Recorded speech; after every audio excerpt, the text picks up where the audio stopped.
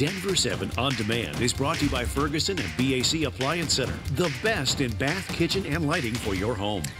Good morning, I'm Molly Hendrickson. And I'm Nicole Brady with the latest from Denver 7. This morning, Governor Jared Polis will make an announcement on the cost of health care in Colorado. His office hasn't detailed what the announcement will be, but we know it comes as state lawmakers debate starting a state-run health insurance option for Coloradans. Denver 7's Micah Smith is at the state capitol with a look at the effort to lower costs for everyone.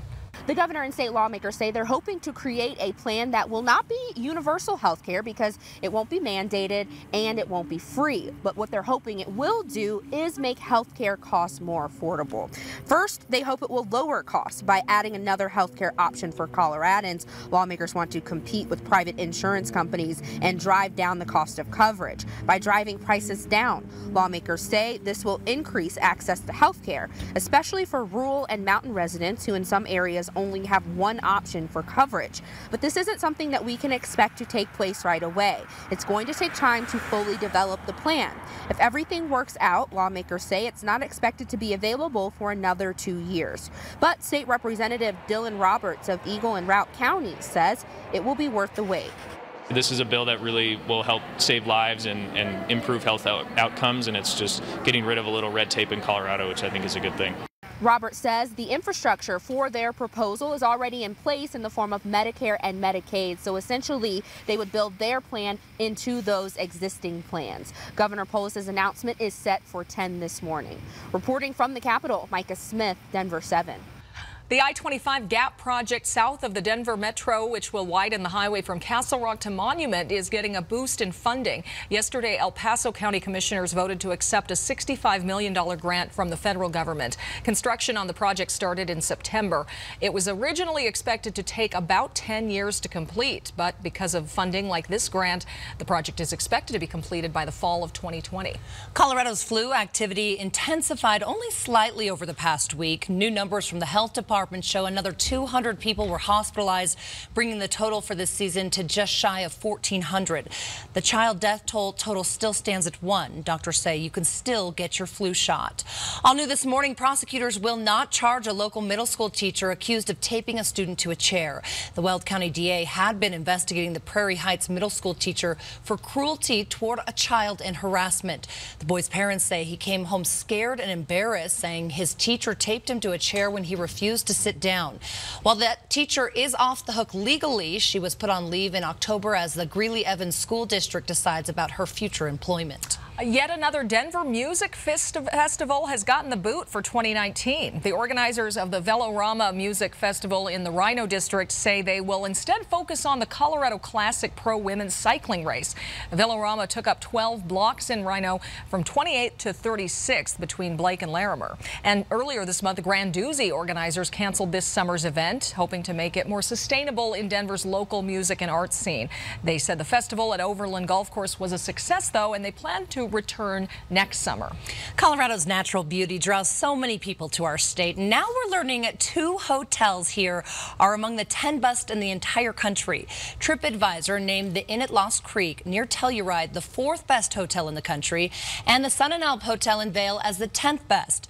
The Inn at Lost Creek is known for, of course, those spectacular views and top the list best service in the country, while the Sun and Alp is known for its European hospitality and top-notch spa. Both of them are going to cost you. Rooms average $400 at Lost Creek and $550 at Sun and Alp. And here's Katie from the First Alert Weather Center. Hi everyone. Skies are clear this morning. Roads are dry across the Denver metro. Temperatures starting off in the low 20s, so chilly morning, but by this afternoon we'll see highs back in the low 40s with a mix of sun and clouds. By 3 o'clock this afternoon into the mountains, we'll start to pick up some more snow as our next front makes its way in from the northwest. That'll bring around 6 to 8 inches of fresh snow toward northern and central mountains under a winter weather advisory, and then across the Denver area will stay dry for today. Now it'll be late tonight into early tomorrow morning that this front will roll through, bringing some light snow to the metro. As of accumulation amounts, we're looking at around 1 to maybe 2 inches, clearing skies though very quickly throughout the afternoon, and high temperatures will be colder, only in the low 30s. Friday, partly sunny skies. It'll be milder across the state, mid 40s, and then a nice weekend. Saturday and Sunday, we're looking at partly cloudy skies, highs in the low 50s, with a stronger storm set to impact the whole region come next week. All right, thanks, Katie. Developing this morning, Denver Public Schools plans to ask the governor to intervene in its its teacher contract talks. The question is whether Governor Polis's office will. If he doesn't, teachers in the state's largest school district will go on strike starting Monday. Teachers overwhelmingly approved the strike last night, with 93% of teachers in support. Because the union had to give 20 days notice of a strike, teachers can't officially join the picket line until Monday. If they do, it will be the first strike at Denver Public Schools in 25 years. Both the union president and the DPS superintendent were in our studio this morning. So we are letting you hear both interviews in full. First, DCTA President Henry Roman, and then DPS Superintendent Susana Cordova. Well, the big headline this morning, of course, in Denver is the impending strike of Denver Public School teachers. And union members overwhelmingly voted to go on strike last night, which could take teachers out of the classroom as early as Monday. So the head of the Denver Classroom Teachers Association, Henry Roman, woke up extra early to join us this morning. Thanks for being here. We know it's been a long night and a long week for you guys. First of all, DPS Superintendent Susana Cordova says that they're willing to continue to negotiate.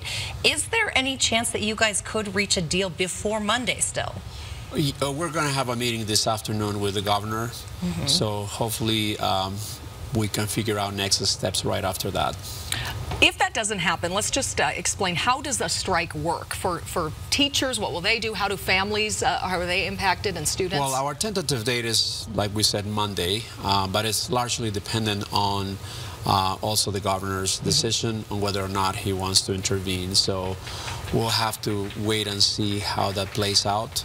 But yeah, tentatively Monday, theoretically Monday, but it's unlikely that that might be the day. Okay. So if the state does intervene, speaking hypothetically, you guys it could potentially delay your strike until summer. Obviously, that won't have the same kind of impact as maybe what you were hoping for. Right. Let's hope it doesn't play out that way. I mean, we certainly want to get this settled, go back to the table and figure this out. I mean, Denver teachers really deserve a predictable income, predictable pay system, not one that is overloaded with one-time incentives. And when you have that level of uncertainty, it's certainly not doesn't make Denver an attractive place to stay and build a career. So the district has to come to the table with an offer that settles this contract. Okay, it sounds like there's still a lot of hope then on both sides that we could still avert a strike. But the 10% pay raise, the latest offer from the district, why isn't that enough yet? What is still missing here? Actually, when you do the math, and I call that DPS math, you don't get anywhere near to 10%. And I mean, and that has been independently verified by other organizations, not just DCTA. It's significantly less than that. And the problem is our base pay is not keeping up with inflation and the purchasing power, and it's been really at the bottom of the pay scale if you compare with neighboring districts. So we still have a lot of work to do, and that's why we are at the table trying to figure out a better way to pay teachers something that is predictable. Well, certainly we hope everybody comes out a winner on this one, because then the students win, right? Absolutely. So it has to be a win-win situation. Yeah. Okay. We thank you for joining us this morning. You're very welcome. Thank you very much. It's been a busy week. So we're joined now by DPS Superintendent Susana Cordova. Thanks for being back here with us. And you heard the comment about DPS math. And in fact, we have a DPS teacher who just emailed us saying that she isn't getting a 10% raise under the district's proposal. She says her raise would work out to about 5%, or about $250 a month before taxes. She wants teachers who are highly educated and trained to be paid a living wage. So what's your response to that? What this raise really is, the math there, and how this affects teachers? Sure. So we completely agree. It's so critical that we pay our teachers well. And that's part of the reason why we've invested $26.5 million in the proposal that we've offered. The way we've determined the average increase is we looked at all of the compensation that's in our system today, the number of teachers to come up with an average, and then again, in our proposal, all of the compensation that we'd put into the proposal, the number of teachers, and what the average would look like. And the average increase is about 10%. Now, obviously, we've got some teachers who will be higher than that, some teachers who may be lower than that, but our commitment has been that everyone will get an increase. but not everyone will see that 10% increase. Right, that's correct. All right, and we know you're going to be at the governor's office today. Can you kind of explain the next steps paving that path forward? Sure. I can certainly explain them as I know them. You know, obviously, I've never been in a situation like this before. We have very few folks in our organization who were with us back in the last time that we had a strike. You know, we'll meet with the governor. We'll explain why we think it's in the best interest, in the public interest, to keep our schools open and to have both the DCTA and the district come back to the table to continue working to get an agreement. You know, I know our teachers are incredibly dedicated and hardworking, and while they have voted to strike, I don't believe that anybody really wants to be out of their classroom. I think we all want to get an agreement. If a strike happens, to get a little bit of an emotional perspective, you were a teacher for many years. What do you think teachers should tell their students, especially the youngest students, about why they won't be there, possibly? So, you know, I think the most important thing we can share with our students is how important they are, and how while adults can sometimes have disagreements, it's not about our kids. We are completely united in our belief in our students and the importance of our kids learning and being in school. And so I want to make sure that our children hear this, that our parents hear this. This is not about our kids. This really is about how we as adults can come to agreements to make sure that we're in a place where everybody feels supported in our district. As a final takeaway, what should parents know come Monday? Sure.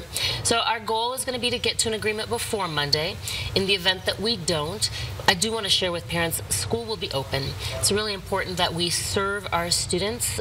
We want them in class. We want them learning. We want to make sure that we can provide them breakfast and lunch. School really matters for our kids. Very good to know. Thank you, Superintendent Susana Cordova, and good luck, of course. And we will be sure to bring you the latest as this potential strike develops. Download our free Denver 7 app and sign up for push alerts to get breaking news sent right to your phone. You can also check back here for another update later today.